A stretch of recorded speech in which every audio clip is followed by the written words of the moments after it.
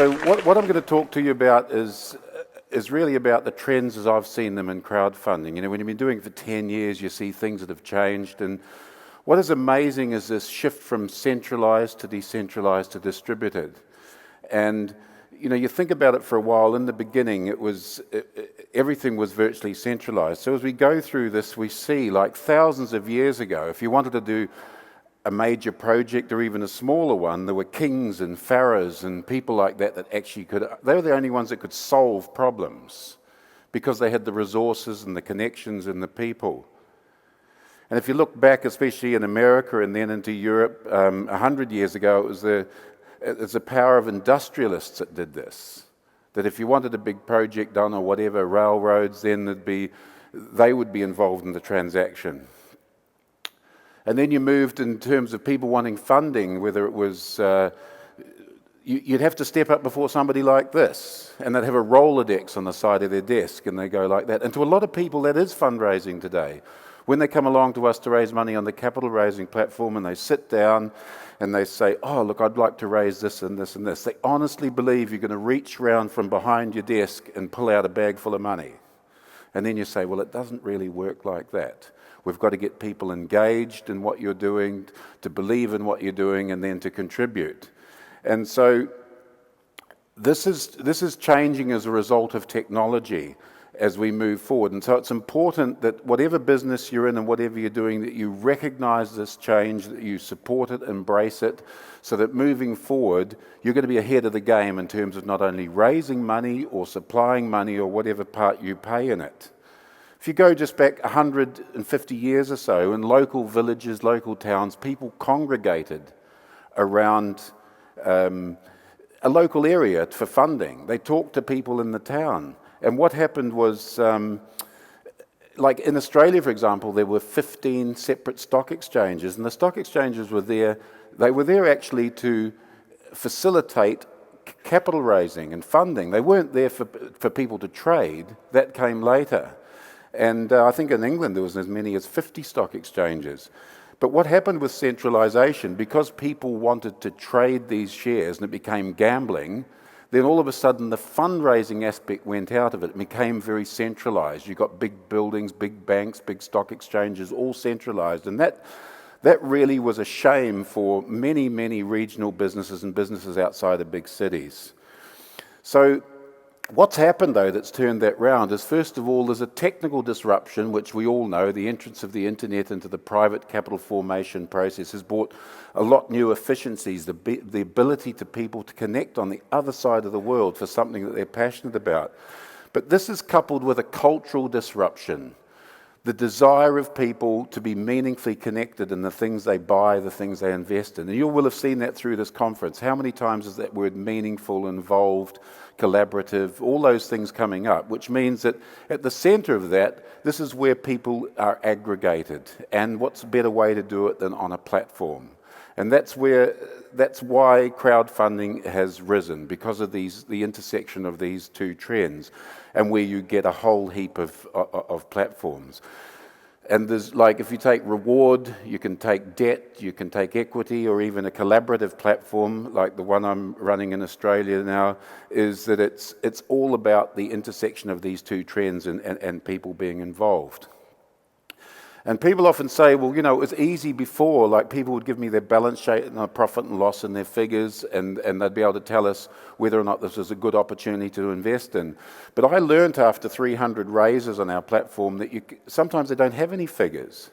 Sometimes they just have their idea and things like that. So if you look at it in terms of when somebody rings me up and says, look, I've got this opportunity, I have these 3 circles in my mind. And, you know, of course, you can get these slides if it's something that you feel value in, but story there's got to be a convincing, compelling story. Like if you're at a barbecue and somebody said, oh, look, I've got my own company, I'm looking to raise money.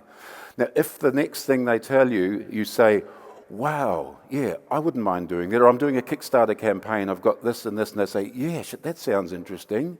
What are you doing? That means you've got a convincing, compelling, and credible story. So that bit has to come across. And then, of course, the team's got to be capable of implementing. If I give you $2,000 or $5,000 or $10,000, you've got to be capable of actually implementing the story. So that's where the team comes in. And then the supporters, well, you've got to have the credibility with them so that they think, well, definitely they're going to do that. But more than that, they've got to love the niche or think what you're doing is cool. And that's what a lot of people forget. Sometimes you get 10 out of 10 in all three, and then you sort of think, wow, this thing is going to make money. You just sort of intuitively know. But often or not, it's the team. It might be the team. It might be just one guy who's a nerd who can't communicate. And he says to he tells you all about his product and everything like that, and you think, this guy's never going to make it. Like I had a guy that said to me once that he had something for a diesel engine that was some technical thing that was going to improve diesel engines. And I said to him, look, the story's great. There's a lot of people who love your product and what you're doing. But I said, you're just alone. There's just you. You're just a nerd. And he said, well, what do you mean? I said, you're going to have to get somebody else to come in and be part of this. He said, well, if you feel like that, he said, I'm going to go home tonight and bury it in the garden. It's going to be lost to humanity. And so that's what you're dealing with if you get somebody in that particular sector. Now, in terms of thinking about the future, I thought about this and I thought, well, what's going to mirror as we go forward? What are the important things in all of this? And I thought, well, relationships are important, a track record is important, and trust. Those are the three things I thought that they're things. I just was going to look at those in a little bit more detail. But in doing that, I'd like to frame it on some research that's been done in Australia where people have been looking at data, because when you look at this, a lot of that track record and relationships and even trust has got a timeline to it. So it's important about how people find out about this. And open data, I'm not thinking of millions and millions of transactions, but what is going to be more important as we go forward in crowdfunding is the ability for people to share and use information to get the value of that. But not only that it's put in a real world context. Because a lot of figures you get, you've got no idea where they fit into, what part of them they are. And then in terms of informed visualization, meaning that the figures actually can't just be presented as a string of numbers. You've got to have, you'll see here on some of the presenters, some of them that have got beautiful slides that, remember the one with the arrows in Germany yesterday where it said which were the areas that were declining and which were increasing. Just a few arrows on a piece of map of Germany and you could immediately get the visualization of exactly what was going on in that picture. That's the sort of thing that's going to be important in the future as people look at that. So in terms of relationships, that means that crowdfunding platforms are going to have to use more and more a proper CRM system where they know who the people they are, where they come. They'll maybe even scrape their LinkedIn, Facebook profiles and things like that so that they get an idea of who are these people, what are they interested in, how do we relate to them, how do we communicate with them.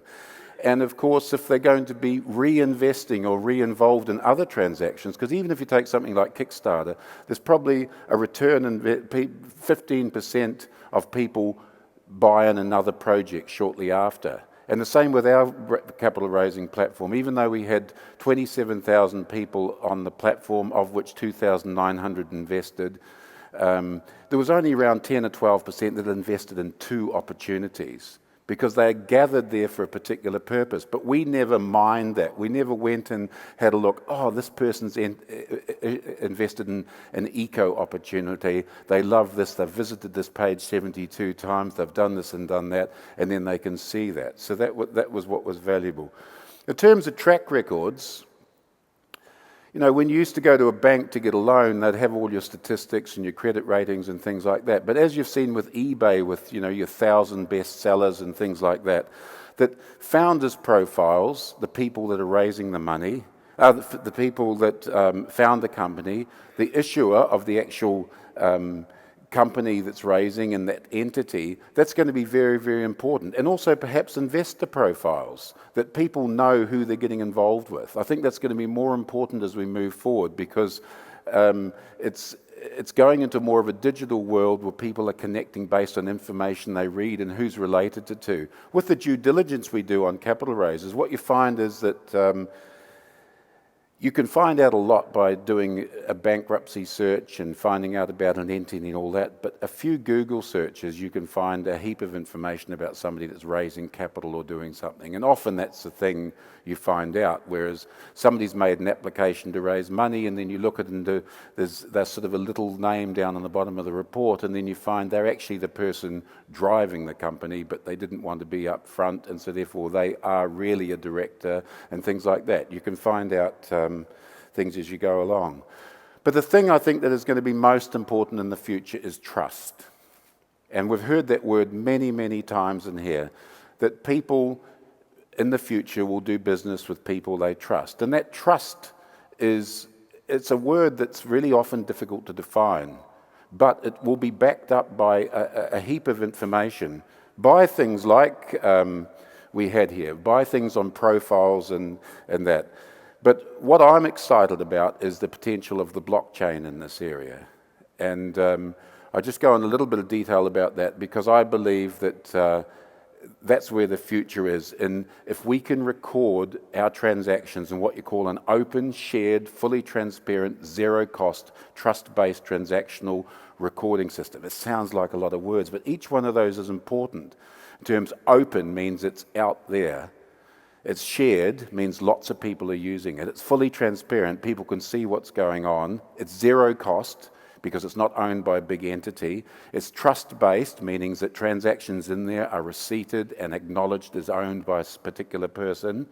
And it's recorded and reported in an environment that is built on a technology like the blockchain. So it's a complicated sentence, but I believe for each of you in the future and your businesses, parts of your businesses will be heading to the blockchain. And one of the reasons is because of the fact that you need to have a different way of transacting business. It won't be the same trust-based authorities that have got huge buildings and bank vaults and things like that that will be doing that. Because if you go back, the reasons why banks have these huge vaults and ledgers and everything like that is because they were custodians of money, they were custodians of transactions, of ledgers, of paperwork and things like that. But that's all going away.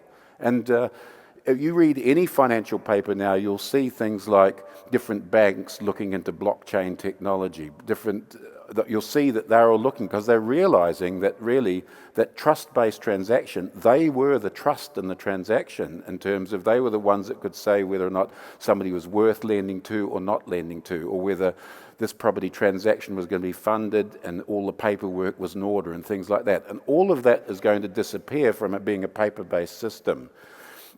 So as we move through from centralized to decentralized to distributed, centralized was very much just straight dealing with a closed and centralized big network. And then we move to more open access things where you deal directly with entities. But in the future, the communications will be crossing like that. You won't be going through any central authority. You'll be connecting backwards and forwards to all sorts of organizations in order to get a transaction done, which is very, very exciting. So if we go back to the past when it was news and things through the Wall Street Journal, Times and all that, they were very much a centralized one. Then we got to a decentralized one in terms of Facebook, Twitter, Dropbox, things like that. And now we're moving into a future. And see, even one of these, you'll see there's a little name up there called Everledger. And that's to do with diamonds. Like diamonds have a little etched number in them. And so what a company in London is doing called Everledger, they've created in the blockchain a way to record the diamond. So if a diamond gets stolen, you can key into their system, have a look up, it's already recorded up in the blockchain. And so instead of De Beers and lots of different companies having their own registering their own diamonds or their origin, it's all in one open, shared, transparent database up in the sky. And so it means that people can feel they can update it because it doesn't really cost them anything, but it's beneficial to the owner of the diamond, to the seller of diamond and things like that. So this sentence, we should think about the blockchain as another class of thing like the internet, a comprehensive information technology with tiered technical layers and multiple classes of applications for any form of asset registry, inventory and exchange, including every area of finance, economics and money, hard assets, physical property, intangible assets, votes, ideas, reputation, intention, health, data and information. So when I talk about trust, you can see why I've aligned it to the blockchain. It's a huge, huge potential, and something that, a lot of people think about, well, the blockchain, what on earth is that? I've heard all about it. And, it takes you a few days to read things and get engaged with it. Now I've mentioned the word to you, for some of you that hadn't really thought about it before, you'll see that word cropping up, that IBM is invested in developing their own blockchain, and then other banks embrace the use of blockchain and things like that. So that's something that I think is going to be important, especially recording trust. And if you think of in terms of transactions, if you think of a land registry, all it is in reality, there's a piece of paper with some municipal authority that goes stamp saying, yes, you do own this land, this is your certificate of title. With all that really happens in the blockchain, all the information on that page gets put up there, and instead of the municipal stamp, there is a blockchain encryption that says you own that bit of land, and it's locked to you. And so it's just a different way of handling the transaction. But you don't need a big building with a whole lot of people and filing cabinets and queues and queue numbers and all that. All that will disappear. And so we'll go from something like this, which was an early day. Remember, accountants invented bookkeeping. Right? But it's all that is going to change. We're going to have things will go directly from person A to person B. And then, of course, the transaction will be recorded in a ledger, which just happens to be up in the sky. So it's pretty exciting stuff, isn't it? And so, from a technical point of view, you can think, well, I've tried to work out to get a picture of what the blockchain's like. It is virtually impossible. You can look everywhere you like.